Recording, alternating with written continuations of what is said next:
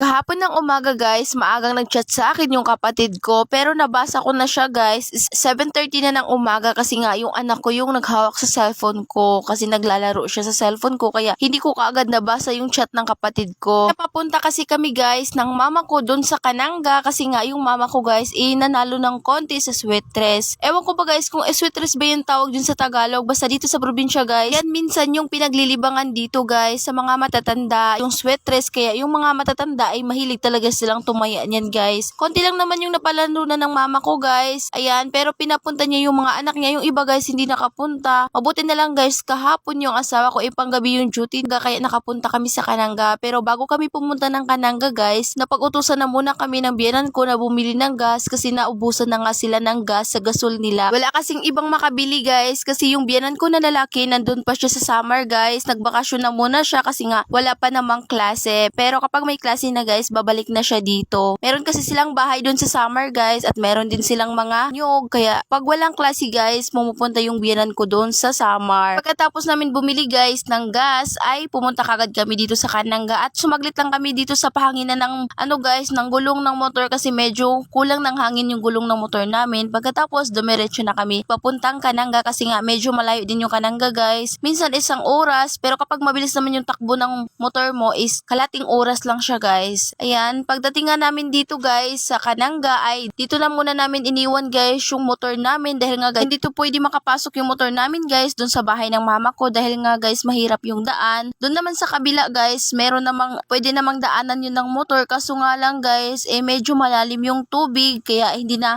na muna namin pinasok yung motor namin guys, iniwan na muna namin dito at naglakad na lang kami guys papunta dun sa bahay ng mama ko. Eto yung daan nila guys, ang hirap talaga dumaan guys kapag hindi ka sanay dito sa daanan nila kasi ang liit-liit guys. Yung mga anak ko nga guys kapag pumapasyal kami dito natatakot talaga sila sa daan guys kasi nga para daw silang mahuhulog at ang hirap guys kapag gabi ka dumaan dito dahil nga madilim at saka maliit yung daanan nila. Kaya nung nakarating na kami dito guys sa bahay ng mama ko at nandito na pala yung iba kong mga kapatid. Ayan, pagkatapos guys naghahanda sila ng uulamin namin guys kasi nga nakarating kami dyan mag 11 na yan pang tanghalian na. Yung mama ko kasi umaga siyang pumunta ng palengke at ayan bumili na siya guys na mauulam namin. Isda yung binili niya guys, 2 bangus at saka yung mga maliliit na isda kasi gawin naming kinilaw. At parang kukulangin yung ulam guys na nabili ng mama ko kaya nag-utos na muna siya guys sa asawa ko na bumili ng paa ng manok na gawin naming adobo at saka yung tinaisa na ng manok. Pero yung asawa ko guys yung binili niya yung paa ng manok at saka yung taba ng baboy. Kasi paborito talaga ng asawa ko guys yung taba ng baboy. Ewan ko ba minsan nga guys nilimitahan ko yan siya kumain ng taba ng baboy kasi alam nyo naman di healthy sa katawan yung taba ng baboy. Pero guys yan talaga yung paborito niya. At pagkatapos malinisan ng mama ko guys yung isda, agad akong nagpapaapoy guys para pag ihawan ng isda namin. At nung mainit na umapoy na guys ay nilagay ko na kagad yung mga isda. Pagkatapos sinimplahan ko naman tong kinilaw guys kasi nga yung mga kapatid ko hindi daw sila marunong magtimpla ng kinilaw kaya ako na yung nagtimpla guys. At natsambahan ko naman guys na masarap yung pagkatimpla ko sa kinilaw. Nilagyan ko rin guys na maraming kalamansi kasi yung mama ko maraming bunga yung kalamansi niya kaya hindi ko tinipid sa kalamansi guys. Kasi isa rin yung kalamansi guys na nagpapasarap talaga sa kinilaw. At nilagyan ko rin niya ng sili para naman guys masarap talaga at may sipa, 'di ba? Pagkatapos tinignan ko naman tong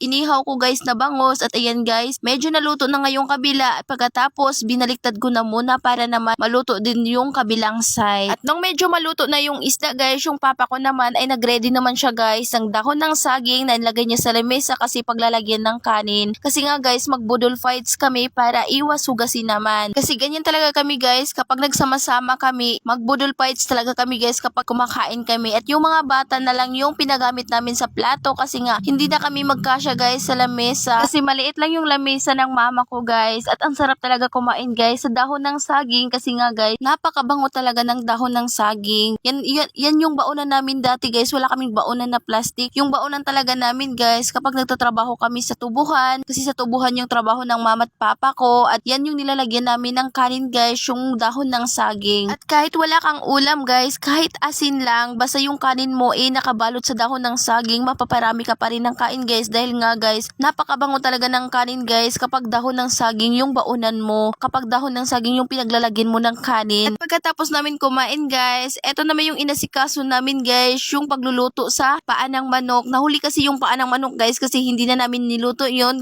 kumain na muna kami guys bago namin lutuin to kasi nga guys nagugutom na talaga kami. Kaya yung kapatid ko na guys yung nagluto sa paa ng manok guys, sa kanya yung recipe guys. Pagkatapos sa kabila naman guys, yung asawa ko naman guys yung nagluto sa taba ng baboy na nabili niya. At pagkatapos guys, nung naluto na naman guys yung niluto nila ng paa ng manok at saka yung taba ng baboy guys, ay kumain na naman kami ulit. At bandang hapon guys, alas 2:30 na yan guys, sabi ng kapatid ko ay pumunta daw kami sa tindahan kasi bibili nga kami guys ng Pepsi kasi napakainit kasi guys yung sikat ng araw at ang sarap guys uminom ng malamig. Wala namang nagbebenta dito guys ng malamig malapit sa bahay ng mama ko, nandun pa sa kabila guys. Kaya niyaya na kami guys ng kapatid ko na isa na pumunta kami ng tindahan kasi bibili nga kami na guys ng Pepsi at saka yung yellow. Pagkatapos guys, meron pa nga kaming nakitang linta. Ang sarap pa naman sana guys maligo sa ilog, pero guys merong linta. Takot na takot talaga ako sa linta. Ang ganda talaga ng view dito guys. Tingnan nyo naman guys, napakaaliwalas tingnan at ang green talaga ng paligid guys. At syempre yung hangin naman guys, kapag ganito yung lugar guys, napaka-presko ng hangin. At nagpahinga lang kami saglit guys dito sa tabi. Pagkatapos ay naglalakad naman kami papunta dun sa tindahan. Nung nakarating na kami sa may tindahan guys, sinawag na muna kami guys ng may-ari ng tindahan kasi nga guys nagkakantahan sila at pinapakanta na muna kami guys.